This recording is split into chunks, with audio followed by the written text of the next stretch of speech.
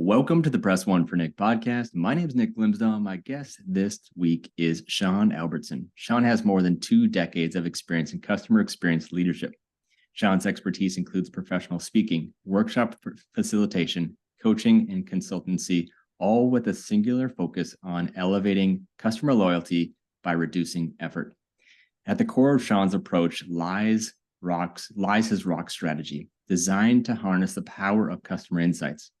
This strategy integrates survey data, operation metrics, journey analytics, and text analytics, all synergistically enhanced with the cutting-edge artificial intelligence.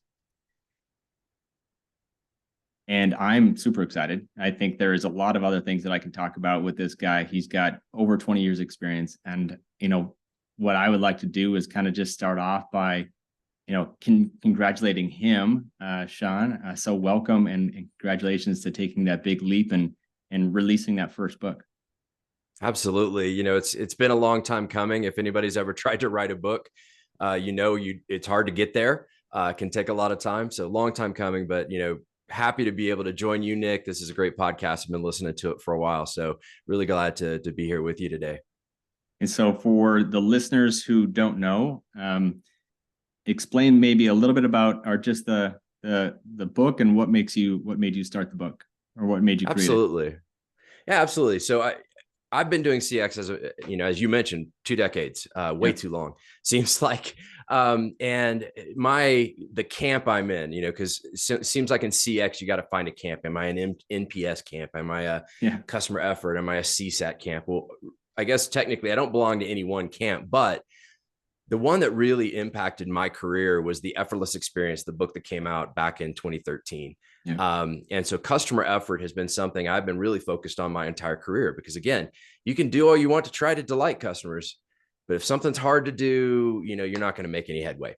And so a lot of focus there. And so my book specifically takes kind of the ideas and the concepts of effortless or frictionless and really helps a company understand how to go out and find the most important challenges. And that's why I would call it rocks, because I like to consider that these are rocks that get in the way of the customer journey. And so we need to remove those and their journey will be easier. And so a lot of focus there on understanding the experience and using data to determine how do we find those most important, because they may not be always the highest volume challenges, but what's most important may actually be ones that are more painful, but less frequent. So there's a lot of opportunity to use data now and AI and everything else that's coming around to really understand that and dig in and figure out where they are and how to take care of them.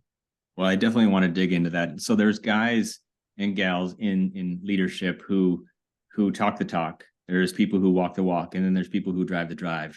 And this fella has a Jeep that drives over rocks. He doesn't just go around him, he goes right over through him, and he has rocks right on the side of his Jeep. So well played on that, and highly recommend anybody, before we even kick this thing off and start taking down and talking about rocks, that you go and start following this guy, because he has plenty to talk about.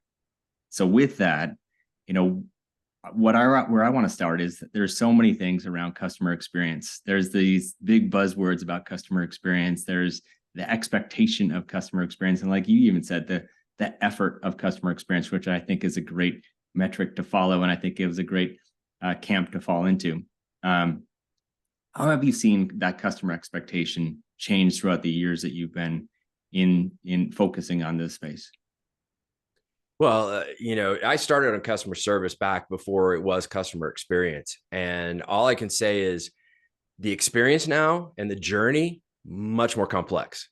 In the old days, mailroom, maybe at a local office and a call center. Now with chat bots and social media and any number of proprietary solutions a company has to communicate, like say through their website or in other means, that it's really gotten so much more complex.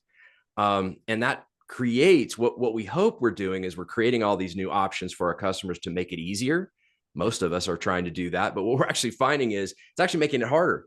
I mean, right now, this little thing, it's all its fault, right? If it's not easy, if I can't do something really easy, let's say on my mobile device or on the app, et cetera, I'm already, behind the eight ball as a customer thinking, well, that company's not really all that great yet. So it's gotten so much more complex, and it's about to, exponentially get more complex with all, Gen AI and everything else that's coming, and even the new technology that's going to be building on top of it.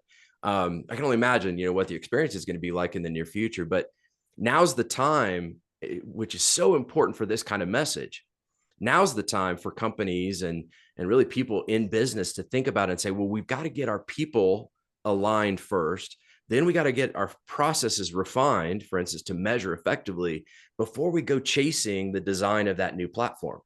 Because too often companies, they run after the shiny new technology and they implement it just to realize that they implemented one more silo within their business that creates a disjointed, kind of experience for the customer. So the complexities are so much more difficult because everyone in the company is hitting it at different levels. And so trying to get that, to work right, and people, process, then platform is what I really like to talk about.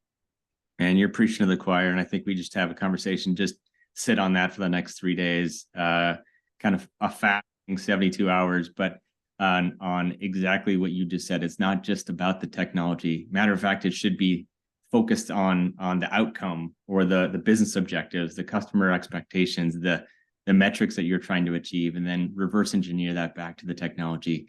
The system is broken, and maybe that's the technology and the sales reps and the process itself. It says, hey, look at the technology and look how awesome we are. You should do business with us. Hey, look, we're in the top magic quadrant. You should do business with us. Hey, look at this new whiz bang generative AI. You should do business with us, instead of just saying, what are your needs? Where are the rocks that you guys have? Where are the biggest pain points that you guys are trying to, you're dealing with? And let's start asking better questions to getting better answers, and then focusing on the technology if the technology is the right solution. Because there's, more often than not, maybe it's just the process or the people that need to be adjusted or trained, or, a fix or tweak or create a better workflow to create a better experience, to reduce that effort.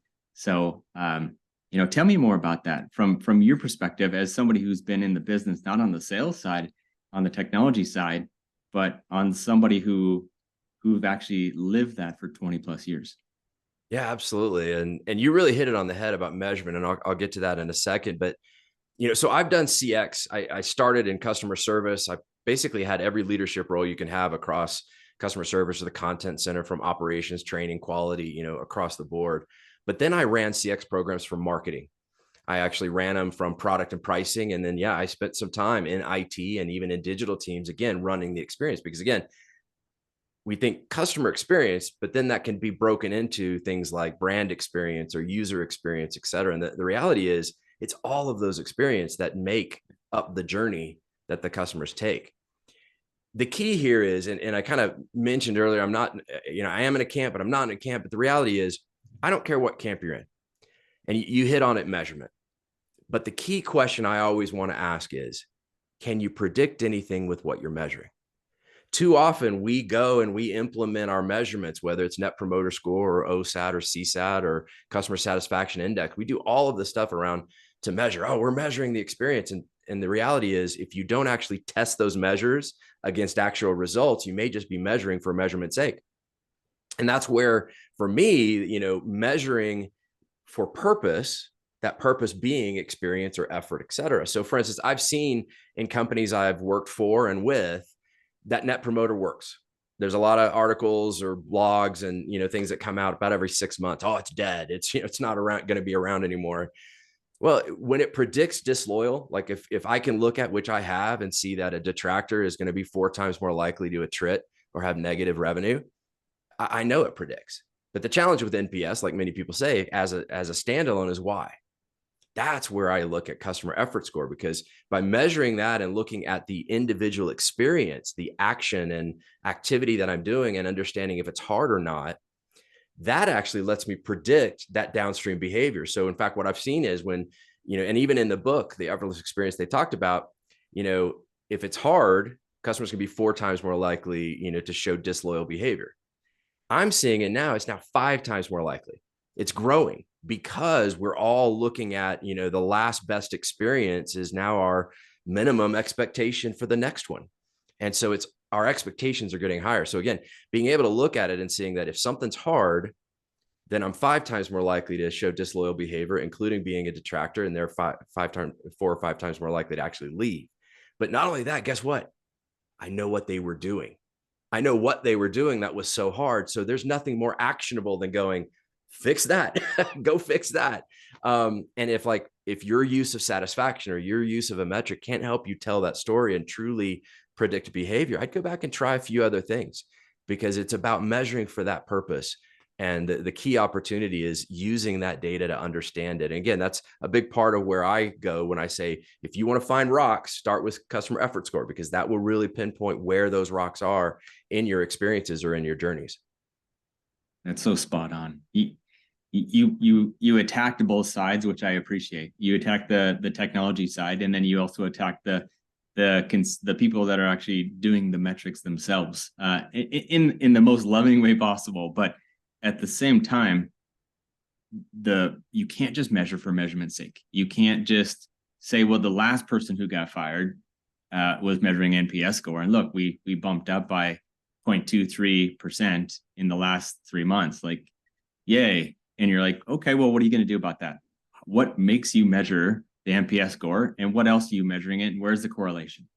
If you can't draw these correlations, you can't align these to business objectives, and you can't act upon it, or what makes you give us a 1 out of 5, or how easy was it to do business with us, and you're not asking that additional clarifying question, then it's not actionable. Then you're just receiving information for information's sake. And when leadership comes to you and says, what's the benefit of customer experience or employee experience on that side, and why should we invest more money into you, and they don't have the actual data, then they're kind of sitting on this silo looking around saying, hey, marketing, hey, sales, hey, operations, hey, HR, can you please help me out? Remember, we're buddies. And they're like, hey, I'm just trying to save my job. I'm just trying to keep afloat on my side too. But as somebody who has been in the business, going back to you one more time here, where is that disconnect of just the customer service or customer experience people on aligning those metrics and measuring what's always been measured, or actually stepping out and measuring what's actually purposeful?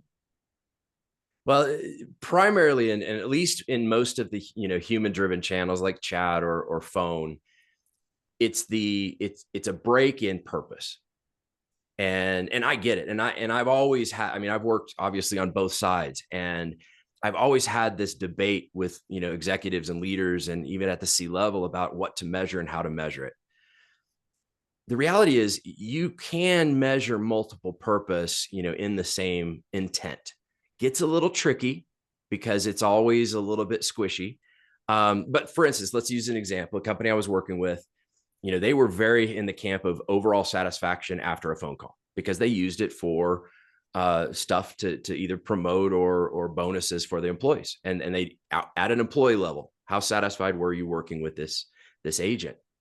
And I get it. And it makes a ton of sense on paper until you really dig into it. So how many times, if you run that as a program listener, how many times do you end up with an agent who comes to you and says, well, the customer was complaining about the overall experience and I got a bad score, but I did okay, or vice versa, where the customer enters in the comments, well, Sean was all right. Yeah, there's nothing wrong with Sean, but the fact I had to talk to you 12 times to get this resolved, that was the problem. So the customer is already in the mindset of their journey and their experience. They honestly don't really care about the person they talked to. They care about the experience they had. So what we've done in the past, and I've done this at different companies, you measure both. Maybe you measure effort and you measure overall satisfaction. Now they get muddy, because someone who says it was high effort, you can almost count that their OSAT's going to impact as well. But you can kind of do that for that kind of purpose. But truly transformational organizations change. And they change by focusing, even at the agent level, I want to focus on effort. Did they make it easy by explaining how the website works, by helping understand, the journey, and looking, both up and downstream back to say, well, what happened that I can help you overcome, and forward to say what might happen. So really, taking that opportunity that the agent is a catalyst for ease, if you will, and effort, knowing by having to call, the customer's effort is probably already up. They couldn't self-serve it. They couldn't do it on the app or on the website in many cases. So really embracing that opportunity, and then not measuring in the way to say, how do I measure this agent for the performance that they did, as much as you're focusing on overall, how did they help the customer journey and that customer experience. And you could focus more on things like resolution and first contact resolution or rates like that are more of those blended metrics. But the key here is really taking that opportunity to really think about what's most important to you. Is it more important to have one agent understand if a customer was happier with them than another? Or is it really more important to understand the customer's journey and that you're improving it and making it easier for them? I think if you really take that step back and ask that question, the answer will be pretty clear. For all the listeners, I would recommend you just take that last 3 or 4 minutes that Sean was talking about and what he broke down, and listen to it 3 more times, take notes, and then bring that to leadership and say, let's start implementing what Sean is saying. And if I have any questions, you can always come back to myself, and you can always go back to Sean and say, clarify what you actually mean here, or what should I do in this situation? We're always happy to help. But I think this is what needs to happen in customer service or customer experience, to differentiate on that experience and to act on that experience. So I love that. Thanks for that, Sean. Maybe explain a little bit of, go ahead. Yeah. And I'll interrupt you on your own podcast. How about that? No, but in another way, and again, I'll do a plug, the 4ROCKS book, and it's here with me, but the 4ROCKS book, because it's about reducing effort, driving loyalty, and transforming the customer journey. It's got a lot of that step-by-step how to do it as well that we just talked through, and ways to, look at those opportunities. But to your point, you've got to get the leadership to really understand that, because if you're trying to swim upstream too much, to continue the river and the rocks analogy, it's a little bit difficult. You've got to get your executive champions to really understand that, because to your point, Nick, that is so key. And even being able to ask them, is this more important than that? That might actually open some eyes and create a different kind of dialogue. Absolutely. So this has nothing to do with the next point, but I had the ability to go to Ketchikan, Alaska, where the salmon were swimming upstream. And the biggest obstacle that they had, because the water was lower, were the rocks that were actually in front of them. Yep. And they were trying to go up and around, but there was so many salmon going up the stream that they were struggling to get in the way or out of the way from each other. So I think there's an analogy in there somewhere, and you can use it on the next featured keynote. Hey, but I love that. And every once in a while, there's a big bear who's trying to catch them as they're jumping up over the rocks too. So that's watch out for that. That's the next book. Watch out for the rocks, but specifically watch out for those bears. Yeah, exactly. So maybe we've teased a little bit. You explained a little bit about the rocks. So maybe talk about the rock strategy that you have in your book, and maybe how does that strategy help organizations find and solve big problems that customers face today? Absolutely. Well, again, so even going deeper into the analogy, our customer journey is like a river. We like to think it's a nice, smooth, straight river. Maybe they're on an inner tube, and maybe they've got a cold beverage with them, and it's a nice, easy one. But too often, it's more like a river here in Colorado, where it's winding around because it's hitting rocks or the rapids. And, people here in Colorado pay really good money to shoot, class 4 and class 5 rapids. But if you take that translation to the customer journey, they don't want that, right? They're looking for as easy a ride as possible. And so when they hit our rocks, broken processes, poorly trained agents, technology that's either disconnected or just doesn't work right, I mean, those are our rocks that they're facing every day. So as we looked at it, over the last 15 years specifically, I've really been honing in on how do you identify. So customer effort score was one way. I can find directionally, using customer effort, especially by journey, to say, all right, these journeys are harder than others. But there's so much other data. And so my program isn't just about one metric or one type of technology, et cetera. It's really about bridging the gap. You kind of talked about it a little bit in the intro. I mean, it starts with survey programs, the right kind of survey strategy, the right kind of survey components. It also starts to include operational metrics, because again, a lot of the operational metrics we have do point to likely rocks. Really high handle time for one specific call type might point you to a ROCK, especially hold time, because that means agents can't answer the question. Resolution by far was the biggest predictor we found, was resolution pointing to high effort, or lack thereof, excuse me, to high effort. But you could look time on page, lack of digital containment on the website. I mean, all of these operational metrics, they're important too, to the experience, not just to, your operations.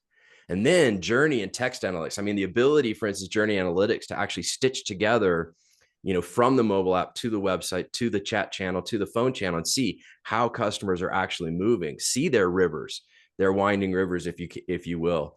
It's exponentially more valuable to see when is it happening and where is it happening. And then text analytics, being able to use that and say, oh, well, when they're having to call because they had to leave the website, now what were they talking about?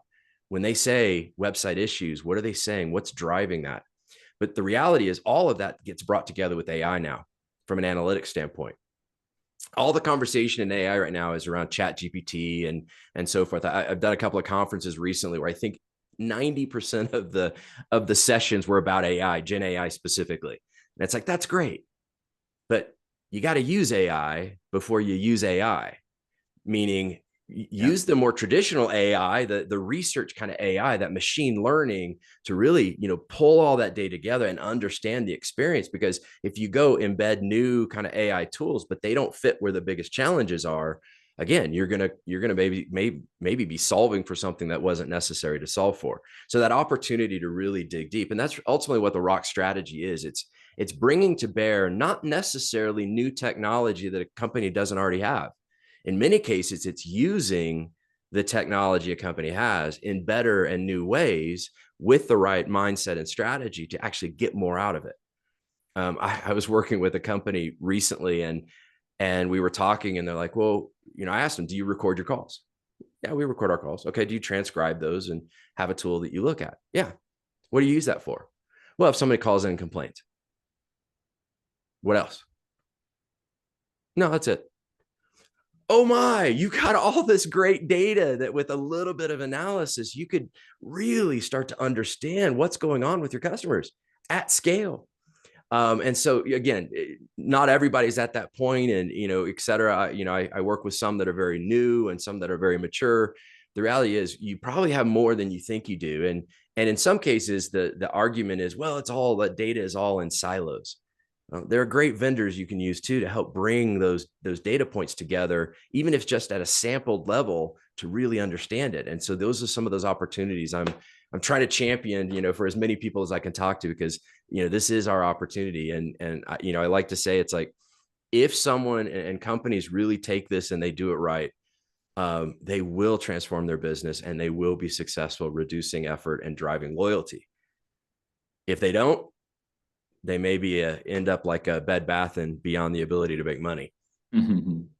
I see what you did there. In addition, it helps you differentiate from everybody else in your vertical or across the marketplace. If you can actually do what you say you're going to do, you can communicate effectively. It doesn't have to be perfect, but it has to be good. It has to be a different model than everybody else is doing, and it can't be a broken. The foundation has to at least be there. And I like what you said about use machine learning before you use AI before you use AI. And I was confused for a second there. I was like, wait a second, where is Sean going here? But I do like that, because most organizations have a machine learning or even customer sentiment inside that contact center, where they can see when somebody says, I want to talk to a manager, or even on the employee side, they raise their voice, or somebody dropped a 4-letter word that that isn't appropriate. And so you can use that data to make better decisions. In addition, I feel like there's so much data out there inside of the customer service or customer experience that the rest of the organization has no idea. And if you can actually help the rest of the organization with their spot, and they're saying, hey, we have an increase of calls because there's a default sweater. Okay, well, let's go back to manufacturing and figure out what the biggest issue is, and let's nip it right away. And it could be a bunch of other things, but what are the reports or what's the data that the people actually need today that they don't have today, that you can make them look like a hero, and then you're raising all boats, and you're getting rid of the salmon, and the rocks are becoming smaller.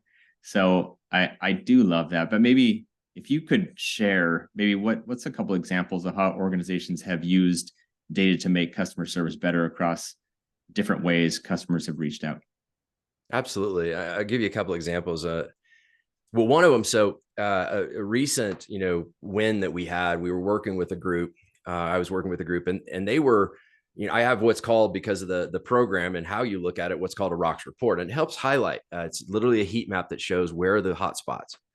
And we were running it on a weekly basis. And all of a sudden, one week, there's a specific journey that jumped 10 spots in effort. We're like, okay, something happened, right? And when we sat down and looked at it, we saw that it had jumped in website issues and lack of resolution. So like, okay, that's a big deal. And we knew it had something to do with the web as well. And so very quickly, we kind of honed in on, here are calls associated with that activity, because all that data was now put together and brought together. We found out that immediately the digital team had moved an email up by 2 days. They wanted to make things faster. Problem is, by moving it up 2 days, it actually broke the process. And so when people were clicking on a link, it was actually breaking everything, and they literally had to start all the way over from scratch. And so it was creating all this challenge. And that's a great example. And the second we highlighted it, I picked up the phone and I talked to the team that ran the quality organization. And literally within a few minutes, they were like, oh yeah, we're hearing this new thing occasionally, within the call center. So it was happening in the call center. The call center knew it, but they couldn't put it together into the impact that it was having. It was just, we had this spike in this kind of call, but because again, every agent's one and done, moving to the next call, the next call, and the next call, it wasn't rolling that message up. The technology or the reporting we did showed it immediately. And, then we were able to make that resolution. And in fact, that's a great example of what we're seeing more and more is, again, going back to that earlier example I said, where the company wasn't really using their text analytics for their, call transcripts. We actually introduced that content to the digital team, and because they were begging us for more surveys, and we're like, the surveys aren't going to give you what you think you're going to get. I said, rather look at this. And all of a sudden they were able to see all sorts of rich information by looking at the calls where customers were talking about poor website issue or website challenges. And they were learning literally hourly all these things that they needed to understand without having to survey the client at all from the data they already had. That's such a good example, because you're using the data that they already have. And some people think when it comes to customer experience, I'm just going to do it the same way I've always done it. And I'm not ready to spend that additional money to create the pixie dust and fairy tales. And what you're saying, and I appreciate that, and I agree, is that you already have the information. You just need to do something about it. Yeah. It's great. Absolutely.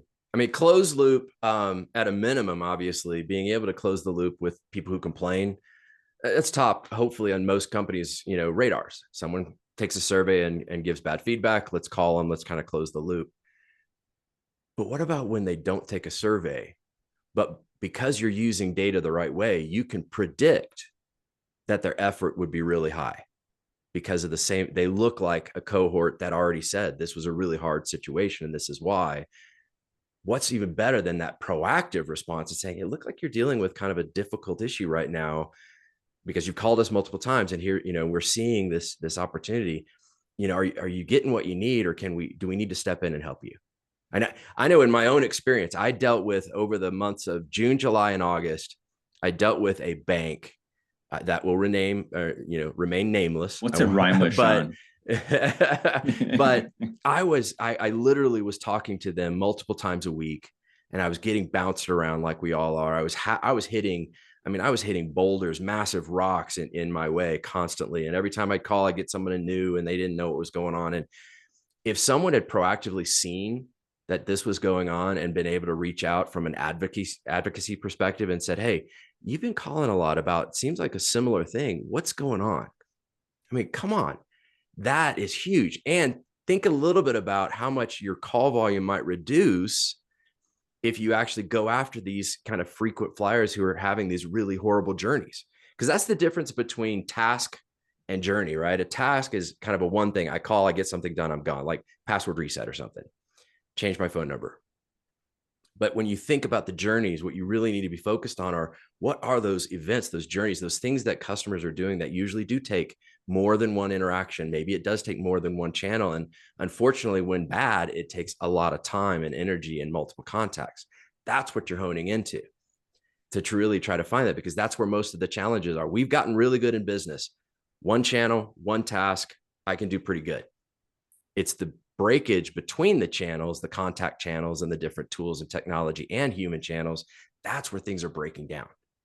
And that again goes back to, don't just use, new technology and think it's going to solve things. You've got to make that journey connect. It truly has to be omni-channel and not just multi-channel in how you support your clients. So if that bank would have taken that initiative and reached out to you, how would that have made you feel? Oh, amazing. And I would say that's when you want to say, how do you delight customers? That's one of the best ways you delight. I mean, you don't delight customers by just trying to, give stuff away or wow them because this person is so polite.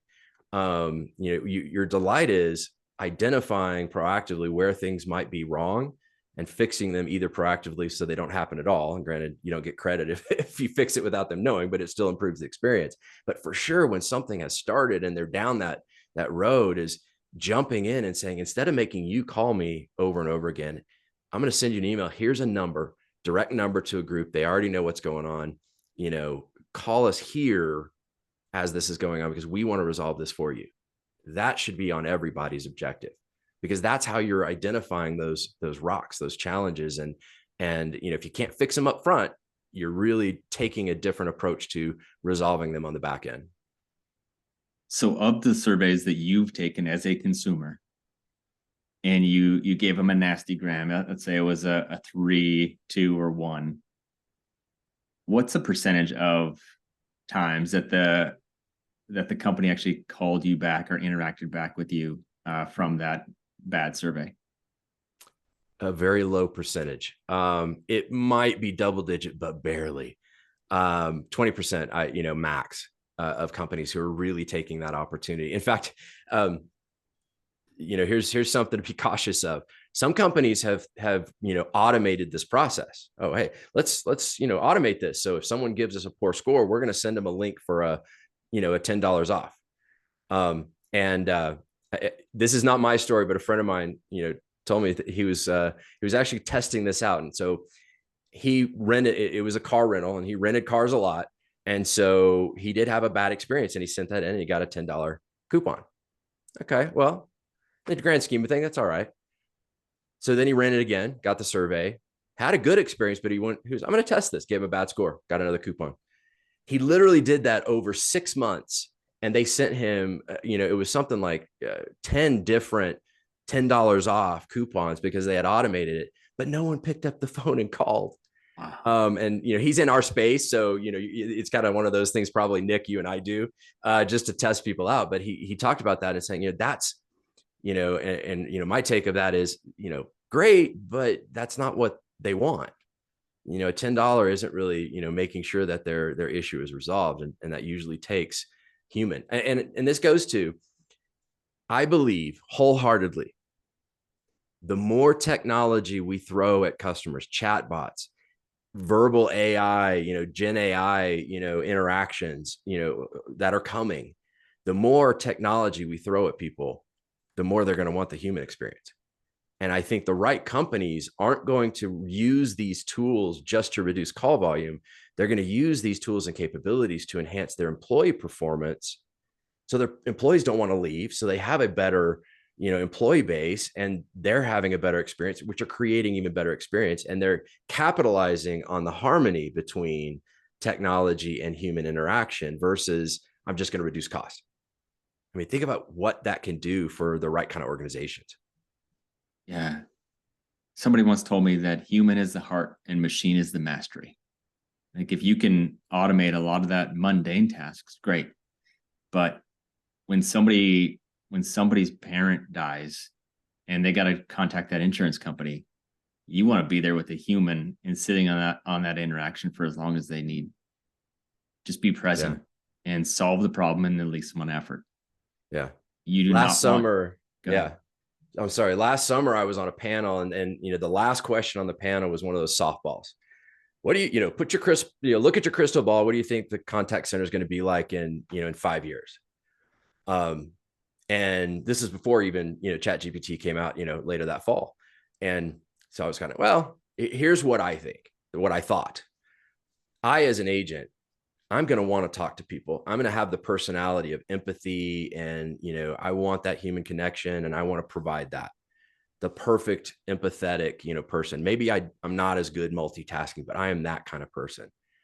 Well, guess what? I'm having a conversation with you, Nick. And as I'm talking to you, my focus is on you, but the tools, like you said, the mastery, they're doing all the work. They're listening to the call in real time and bringing up articles and saying, here's some notes to look at, and summarizing it in more of a Gen AI perspective than trying to read through the whole thing. And over here, if I say, I want to place this order, X number of this product, it's plugging it into the billing system. I'm verifying as the agent that everything is functioning properly. I'm the kind of that last tension. I approve that, but my focus is on you. I said that last summer and I said 5 years. Ask me now. That's going to happen in, less than, maybe 2 years at most. We're already getting there and it's an amazing time, but it's that time to invest in the people even more in a way and getting the right people that want to do that job full time and supporting them and being able to really drive that and use the technology and the tools to make their lives easier, just as you are your customers, but use the power of that technology, for that kind of, I guess, higher level purpose, if you will. It's the higher, the more priority, the higher of importance, the VIPs, even the people that are not VIPs, but you now have the ability, due to the efficiencies of your platform, to interact with more people from human to human interaction. You have the ability to retain more employees because you're driving efficiencies internally to create a better experience externally. If you're not going to do that, you're going to continue to have that turnover. People are going to continue to get frustrated. They're going to have 10, 15 applications open at the same time. They're going to ask Sean how the weather is in Colorado because they're stalling. It's predictable. What you want it to be predictable in the right way, not for the wrong reasons. Exactly. So lastly, in your book, you talk about how unresolved challenges can lead to more and more problems later on. And as a analogy, I love your analogies. So I'm going to kind of throw one out as well. If I keep eating junk food over and over and over again, my arteries are going to continue to get plugged by these little micro plaque pieces. But over time, that's going to get and build until eventually that's going to get plugged. And I think the same is true with the interactions of that customer expectation or the customer experience. So if you could share some examples of how companies can stop these problems from piling up, to keep giving customers a great experience and to remove the rocks in that process. Absolutely. Well, to that point, knowing where they are, knowing what the problems are, but then doing nothing about it. I mean, that is, that's the definition of insanity, right? Do the same things and expect different results. So you have to, just like you said, you've got to address them. You've got to, find them for a purpose of doing something about them.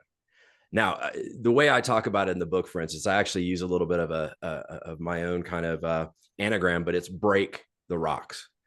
If something's bad enough, you may blast it, blow it up. Now you got to be careful of collateral damage, but if a rock that's in your customer's way is so bad and so egregious, you may have to just rip it out, piece of technology, et cetera. That's probably the most extreme. We all want to remove them, right? We want to remove. So the R of break is remove. And that takes it takes time and funding and energy to pull that out. But then there's erosion, the E. You can let things, maybe you can't fund every rock you find, but you can do little things at a time. You let that rock kind of wear down a little bit instead of build up. by doing little things, maybe in conjunction with other projects. The last two are even different though. There are rocks that you just have to accept. Again, as you go to this opportunity, you try to find these things and what you need to be working on. There will be items, again, you're going to find more than you can deal with. And some you're just going to have to accept and know, I can't even touch them to erode them. They're just going to have to sit there until at a later date. But you got to keep that running inventory of things that you're, that are still on the list, because you always have to be relooking that. And the last is keep. So there are rocks, there are pain points, there are struggles that you actually have to keep due to legal reasons or, other things of that nature. And so the idea really is understanding. Once you understand the rocks, then you kind of look at putting them into each of their different break categories to understand how are we doing it. But at the end of the day, you've got to do something with that information. What's really interesting when I run this report for most groups and do this analysis is some of the lower call volume issues are the hardest. When you think about it, it makes a lot of sense, but because the agents aren't practiced with those items, they don't get them once a day, they get them maybe once a quarter. And so then there's a lot of hold time. There's a lot of, oh, how do I handle this, type of thing. But again, if you identify and inventory all these opportunities, things like that jump out, and very easily you can say, reminder training, keep this on track. Because what we found often is, higher volume, they have more self-help, they have a lot more training, very practiced. Lower volume, not so much. But little things can make a huge impact to those lower volume items, because the other issue is often those lower volume, very painful items lead to a higher rate of churn of your customer. And so then when you inventory these lists of opportunities, you've got to be looking across the board. You can't just prioritize your top call drivers and say, all right, we're just going to focus here, because sometimes those are less impactful than going after some of those other ones. And that's why you've got to do that inventory. You've got to really understand what's there, what can we do about it, and then put some effort towards that, even if it's, training periodically just to remind people of how to handle something that's less frequent, that is very painful. Because again, at the end of the day, you want to pull, you want to eliminate some of those plaque modules in the artery, because you don't want a heart attack. You want this to be successful, and you've got to basically focus on pulling those out, because if you don't, again, you're going to be in trouble. You'll wake up and it will have been a landslide, and now you're completely blocked on your ability to do something. The first one that you popped up was blow it up and watch out for the pieces that are coming out.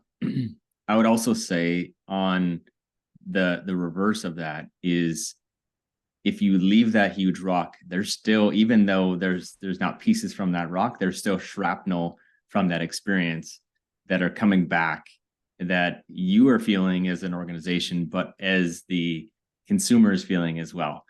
And they will start leaving that shrapnel everywhere that they go moving forward, for as long as they stay with you. And even if they leave to that next company, they're going to continue to be that naysayer, because you didn't meet that expectation, because you had that consistent rock.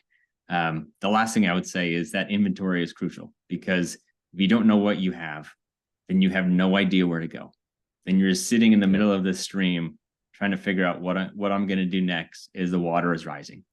And so I would challenge everybody to kind of take that assessment first, is understand where you are, because then you can actually do something about it. The same is true with metrics. This has been a great conversation. Sean, what's the best way for my people to get in front of you, or connect with you, or read your book? Give them all the places. Absolutely. Well, Sean Albertson on LinkedIn, Albertson like the grocery store. I always like to say that because it usually creates a memory. But my website is also CX4ROCKS.com. So CX4ROCKS.com. Again, customer experience for the purpose of rocks. And so the book is also 4ROCKS. So reach out to me, through those channels. I look forward to connecting, and always willing to chat with folks and share some ideas and help people out, because again, customer experience is hard, and it's getting harder. And all of us that are in this role, we're in this together, and we're in this community, if you will, that is trying to do things so much better, and we need to support each other in that way. So reach out to me as much as you want, and look forward to connecting with listeners. And Nick, thanks for joining, or letting me join your podcast and talk a little bit about rocks today. My wife does say I kind of have rocks in my head. Yeah, she'll talk about a bad experience, and I'll say, you know what that is, and she's like, shut up. So, but I'm passionate about it, and my hope for every listener out there is, that I can help, that maybe these ideas can help. Even the story of and the analogy of the river and the rocks in the river causing the challenge for the customer. Man, if that helps people visualize it and get some hearts and minds involved in this never-ending process, then that's a win for me.